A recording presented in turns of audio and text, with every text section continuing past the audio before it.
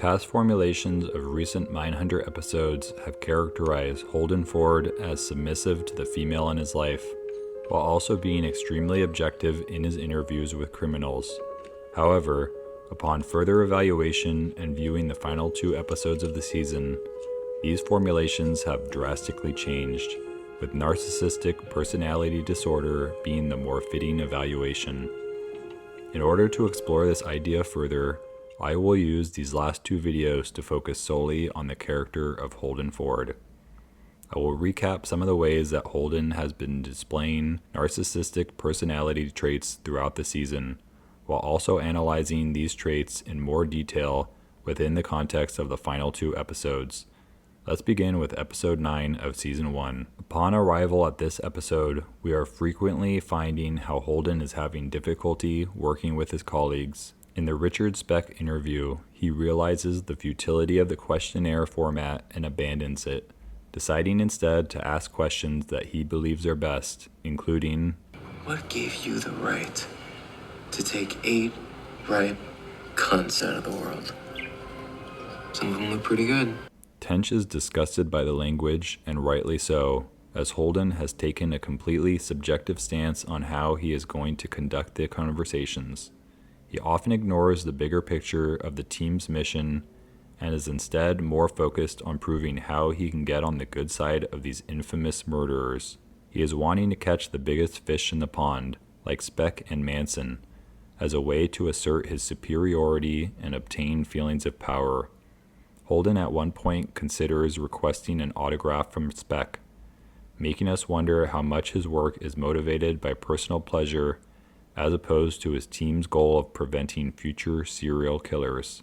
Over the course of the season, we are also seeing how Holden does not hold compassion for the killers he interviews, nor his friends and colleagues.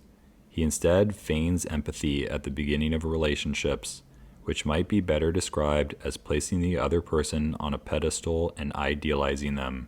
This causes the object of his attention to believe he cares about their well-being, when in fact Holden is only interested in how he can use them. Following the idealization period, the situation will shift when the object is unable to live up to Holden's ideal. This indicates a rupture to Holden, as they are not operating solely within his personal needs and desires. The end result is that Holden becomes more manipulative through increased forms of control, distancing himself, and disregarding their feelings, thoughts, and opinions. This cycle of behaviors can be seen through his relationship with both Debbie and Wendy.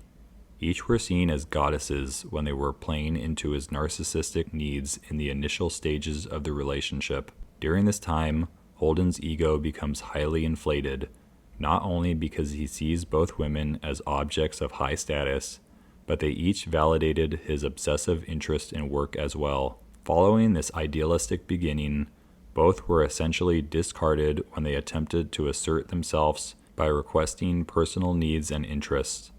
As a narcissist, Holden is unable to fill their wants, as this would only take away from his own ego and create the potential of intimacy that he desperately seeks to avoid. He avoids intimacy by rejecting them and any advance towards cooperation. Tench also experiences the same relationship pattern, in that he is seen by Holden as a saving grace at first, but is later disrespected and shunned when he tries to make decisions for himself which don't agree with Holden's plans. Holden may remind us of a little boy who, when he can't get his own way, decides to disown and ignore the people who once were so highly praised and honored. And although he at times appears to hold empathy for the serial killers, through closer analysis, we find that this is just a facade aimed at gaining power over his subjects. Much like within his personal relationships, he mimics understanding and companionship with the killer. He is a master at making them feel special and heard, as if they are the most important person in the world. Holden always gains what he desires through this process. As they are feeling respected, it causes them to open up and reveal their secrets. They may think in some way that he cares for them, but it's a false sense of care which takes no heed for their well-being. These criminals are only tools which move Holden closer towards his idealistic goals of being the most perfect FBI agent. He must be better than everyone else, and he is willing to take any action to reach this goal. Following the Speck interview, the team congregates in their office and review the transcript of the recording. And although they are speaking about Speck's narcissistic and sociopathic tendencies, the filmmaking is alluding to Holden and his similar personality traits. Greg mentions how Speck was unwilling to admit to his own problems, but believed that other criminals were crazy.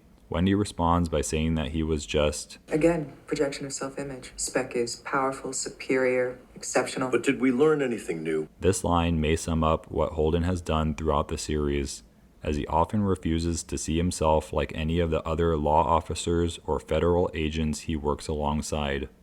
He believes himself to be separate and distinct from all others in the field. The only time he does permit someone to be on his level, it is purely a result of Holden's inability to distinguish others from himself during the idealization phase. But ultimately, everyone must be discarded, meaning they become separate and less than his more worthy self. He is the only one who is correct in his approach, while all others are wrong. People like his supervisor Shepard are often distanced from and disrespected during the time that they are viewed as inferior and incompetent. Holden's position of ascension and distance from the rest is emphasized in many scenes like this one, as he is often displayed sitting above, higher than, or in the middle of others in the room. He is always physically and psychically higher than the rest. Another trademark aspect of narcissism that becomes apparent through the season is Holden's inability to view situations from another person's point of view. He is apt to state his own personal opinion regarding another person's problem or life issue, as opposed to attempting an understanding from their perspective. This comes across most strikingly with Debbie, who is often left baffled and bewildered by his interpretation of her life events. Holden regularly dismisses Debbie's opinions and interests and instead focuses on how the situation would be more appropriate to his own goals and interests. As he often sees others as an extension of himself, he continually projects and confuses his personal views for their own, his likes and dislikes merging with those of the other. This becomes the crux behind their disintegrating romantic relationship, as she can no longer stand his self-referential monologues and the inability to take genuine interest in herself as a person. It is all because the narcissist is unwilling and unable to hold intimacy, to give any parts of himself to another, to change in any way based on the desires of the partner. Any of these decisions would be a sign of trust and vulnerability, feelings which the narcissist fears more than anything. Holden's lack of empathy and understanding for others is on full display when the disgraced principal's wife comes to see him at his home. She comes looking for answers, and he immediately responds by threatening with, You might not want to follow a federal agent. There could be consequences.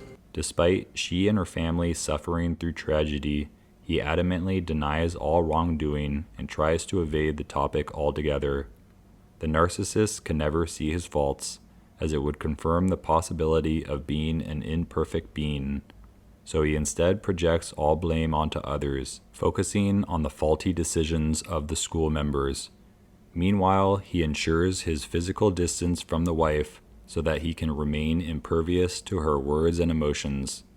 Debbie soon comes out and displays what real empathy looks like, as she welcomes the hurting woman inside to talk. But Holden looks at Debbie like she is crazy, wondering how it would benefit him to allow this confused and suffering person into his home. For the person so focused on maintaining his own image and ideal, this does not register as a possible course of action. At the end of the episode, Holden is confronted by his team, as they are all highly concerned about his recklessness. They feel the need to come to a consensus on how to proceed, but Holden can't seem to become objective and is instead oppositional to their views. Despite the pain felt by the team members, he remains overconfident and uninterested in what they believe might be correct.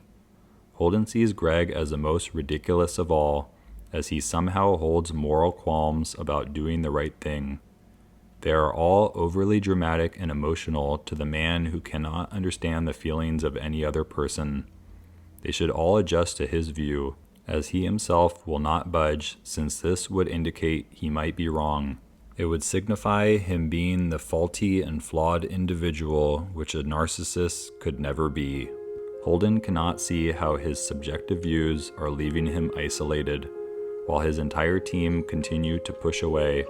Objective evidence of the way that his behavioral patterns are creating long-standing damage in his life. This concludes the first part of 2 videos on the psychology of Mindhunter. Please watch part 2 for a recap of episode 10. Thank you for watching.